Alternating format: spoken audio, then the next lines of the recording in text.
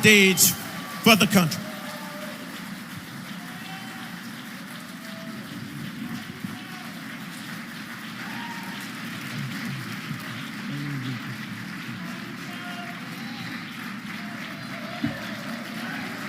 Hello, hello, hello.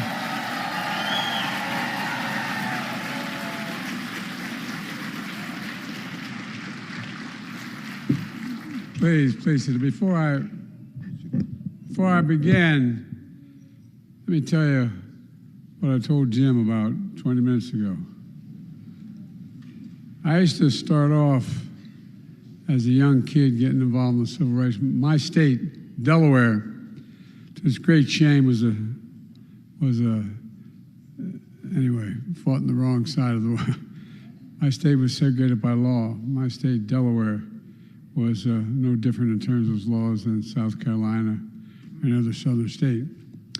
And like two other states just couldn't figure out how to get and fight inside the South because it was cut off. But the southern two parts of my state, they talk funny like you all do down here, you know what I mean? And but all kidding aside, I used to go when I got engaged I didn't plan on it. I love reading these biographies now, how I knew I was going to be president, I was going to run for president, et cetera. Truth of the matter was that I'm a kid who, we talk about impediments. I used to talk like that. I used to stutter. Came from a place called Claymont, Delaware, a lot of steel town, all went bankrupt. Come from Scranton, Pennsylvania, things didn't work out so well because of the economy. But you know what?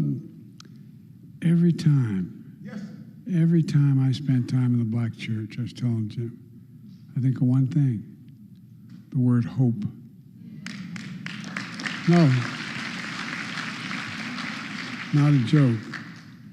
Pastor Old, thank you for allowing me to be back in this pulpit. And Senator, thank you for that introduction. I appreciate it. You know, you made a really moving sermon, Pastor. And thank you for the congregation of Royal Missionary Baptist Church and welcoming me back to Charleston to worship with you. I prayed with you here in February of 2020 when I was running for president. On my final full day as president, of all the places I wanted to be was back here with you.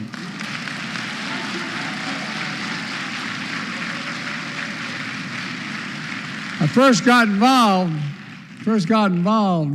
in public life because of the civil rights movement. I'd attend 7:30 Mass in my church, then I'd go to another morning service at the AME Church in Delaware. The black church, the spiritual home of the black experience that helped redeem the soul of the nation, literally. That's the truth we honor. On the weekend, we celebrate one of the political heroes, my political heroes, many of yours, Dr. Martin Luther King. I have two busts in my office that I can see from my desk. I had two political heroes growing up, Dr. King and Bobby Kennedy. No, I'm serious, sir. You've been in my office, Jim. There's two busts that I see from my desk. On Sundays, we often reflect on resurrection and redemption. We remember Jesus was buried on Friday and he rose on Sunday. We don't talk enough about Saturday, when the disciples felt all hope was lost. Our lives and the lives of the nation, we have those Saturdays. We bear witness of the day before glory. And some people's pain are in pain, and they can't look away. But what the work we do on Saturday is going to determine whether we move with pain or purpose. How can faith get a person, get a nation through what's to come? Here's what my faith has taught me. Scripture says, as iron sharpens iron, so one person sharpens another person. That's what faith and friendship have taught me. And friends in South Carolina like Jim and Emily Clyburn. I could not be standing here. I would not be standing. That's not hyperbole. I would not be standing here in this pulpit What about for Jim Clyburn?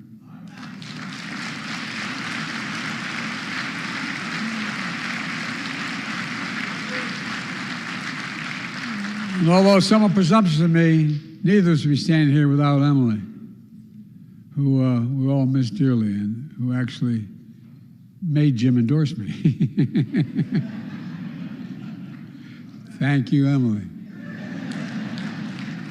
South Carolina friends like Fritz and P.C. Hollings, who believed me when I got through one of the most difficult times of my life. When I was a 9-year-old kid, I got a phone call saying my wife and daughter were dead, and my 2 boys were not likely to live. Well, guess what?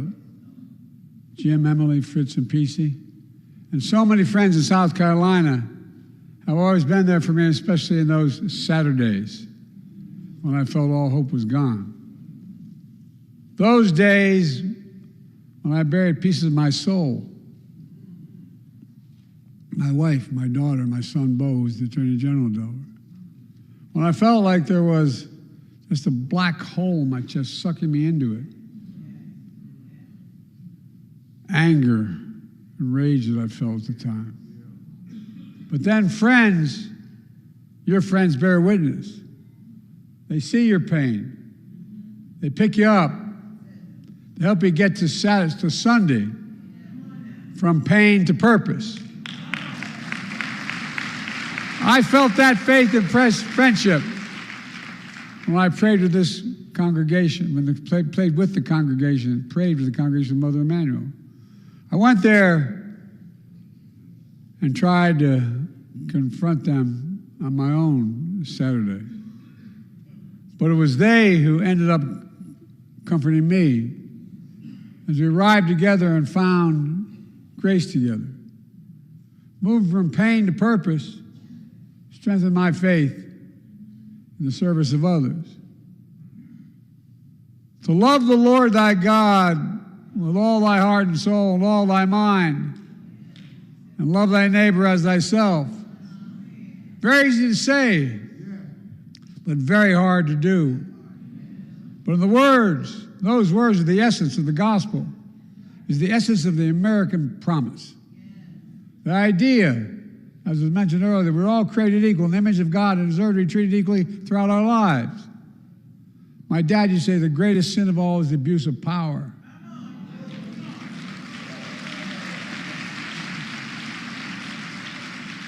We've never fully lived up to that commitment, but we've never walked away from it either because of you and your ancestors before us, who followed light of the North Star even in darkness.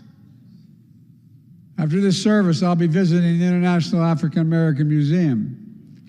It captures the ongoing story of redemption. I'll tour the exhibits and I'll speak about the power of history to make real the promise of America for all Americans.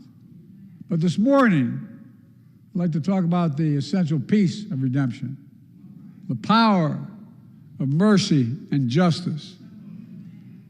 With experience, wisdom, conscience, compassion, and science, we know how healing and restoration from harm is a pathway to the kind of communities we want to live in, where there's fairness, justice, accountability in a system, where the people we love go through hard times, fall down, make mistakes, but we're right there to help them get back up.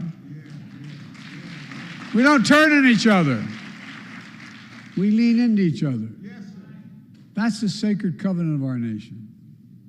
We pledge an allegiance, not just to an idea, but to each other. That's who we're pledging allegiance to. That's how I viewed my decision to issue more individual pardons and commutations than any president in American history. To inspire and end federal death penalty by commuting most of those sentences to life in prison without parole. To commute the sentences of individuals serving disproportionately hard, long, and harsh sentences for nonviolent drug offenses compared to the sentence they would have received today commuting that crime.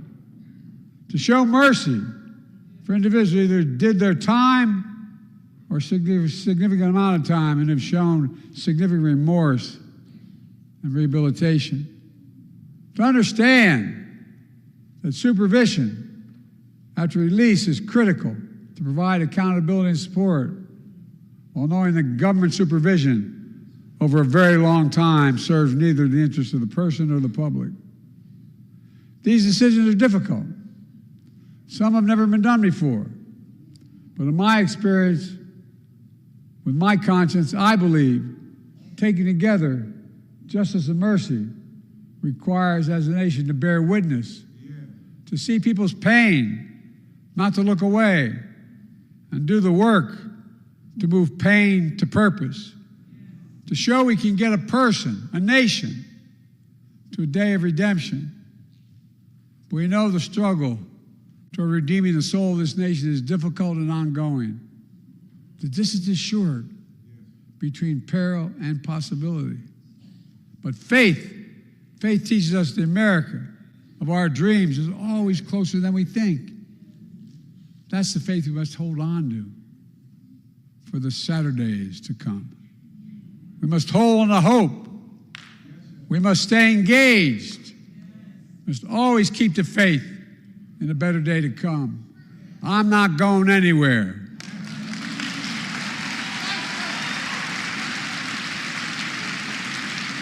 I'm not kidding.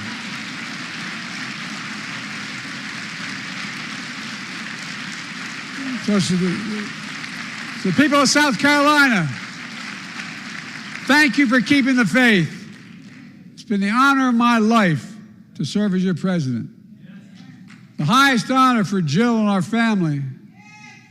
And as I close out this journey with you, I'm just as passionate about our work as I was as a 29-year-old kid when I got elected. I wasn't old enough to serve yet. I'm in no ways tired.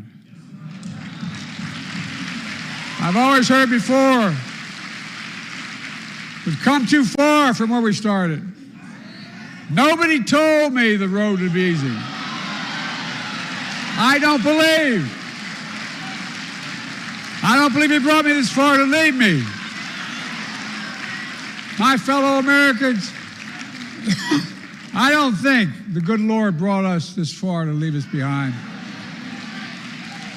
As we celebrate Dr. King's legacy and generations before and since, women and men enslaved and free, we have to remember one of his favorite hymns. Precious Lord, take my hand through the storm, through the night, and lead me into the light. Oh, God bless you all, and may God protect our troops. I owe you big. As they say where I come from, you the guys that brought me to the dance. Thank you, thank you, thank you, thank you.